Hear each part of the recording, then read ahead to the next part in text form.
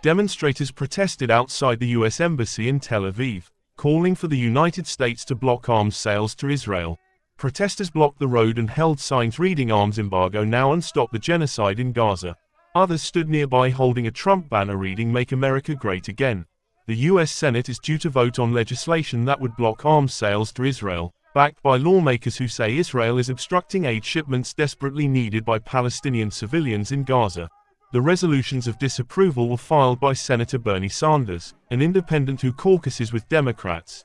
In the meanwhile, blasts rocked Lebanon's Qom, sending plumes of smoke into the air in the southern village amid ongoing hostilities between Israel and Hezbollah. Explosions could be seen and the sound from the blasts heard from the nearby village of Marjioun as smoke rose over buildings.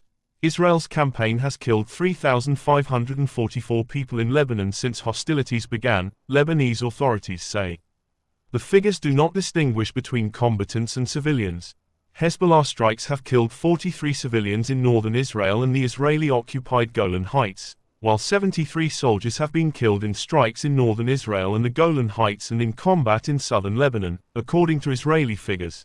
Hezbollah leader Naim Qassem said in a speech released that his group had reviewed and given feedback on a U.S.-drafted ceasefire proposal to end fighting with Israel, and that a halt to hostilities was now in Israel's hands. Do we expect these negotiations to lead to a ceasefire and a cessation of aggression quickly?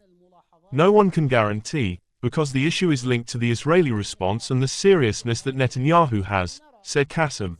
Qassem added that the group was allowing ceasefire talks to continue and watching if they produced results. UN Security Council Resolution 1701 requires the Lebanese state to have a monopoly on arms in the area between the border and the Litani River.